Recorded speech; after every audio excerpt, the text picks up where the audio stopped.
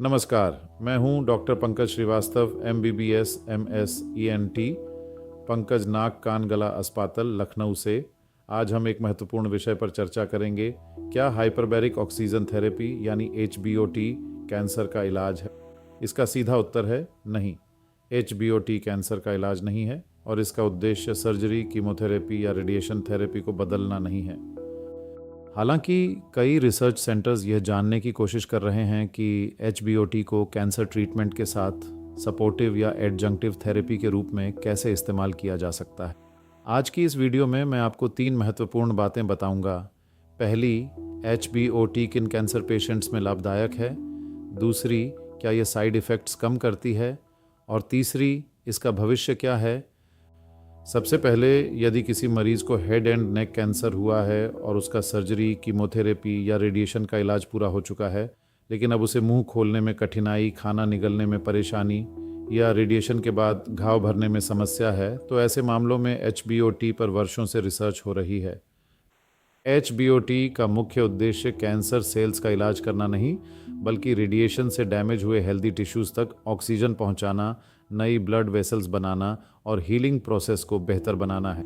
अब दूसरा प्रश्न, क्या HBOT कीमोथेरेपी के दौरान दी जा सकती है? इसका उत्तर हर मरीज़ के लिए अलग होता है। इसलिए बिना ऑन्कोलॉजिस्ट और HBOT स्पेशलिस्ट की सलाह के HBOT शुरू नहीं करनी चाहिए। कुछ रिसर्च ये देख रही हैं कि सही पेशेंट सिलेक्शन और टाइमिंग के साथ HBOT कीमोथेरेपी के साइड इफ़ेक्ट्स कम करने में मदद कर सकती है, लेकिन अभी और उच्च गुणवत्ता की क्लिनिकल रिसर्च की आवश्यकता है। तीसरी बात, आपने शायद पढ़ा होगा कि अरन HBOT कैंसर सेल्स को मार देती है। वह स्मार्ट, यह दावा आज की तारीख में वैज्ञानिक रूप से सिद्ध नहीं है। कुछ एक्सपेरिमेंटल रिसर्च कैंसर सेल्स के मेटाबॉलिज्म को समझने की कोशिश कर रही है, लेकिन यह रिसर्च अभी विकसित हो रही है।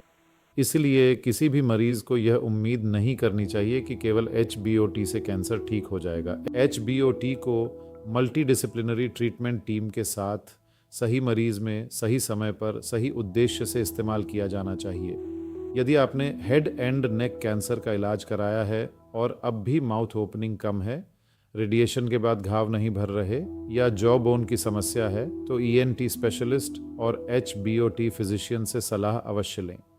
हर मरीज अलग होता है, इसलिए सही जांच के बाद ही निर्णय लिया जाता है कि HBOT आपके लिए उपयुक्त है या नहीं।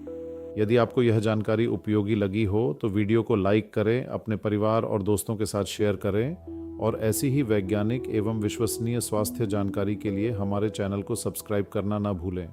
मैं हूं doctor Pankaj Srivastava, MBBS MS ENT, Pankaj नाक कान गला अस्पताल लखनऊ। धन्यवाद।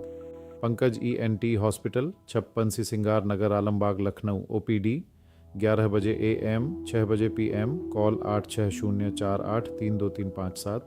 www.pankajent.com। हर मरीज़ अलग होता है, इसलिए सही जांच के बाद ही निर्णय लिया जाता है कि HBOT आपके लिए उपयुक्त है या नहीं।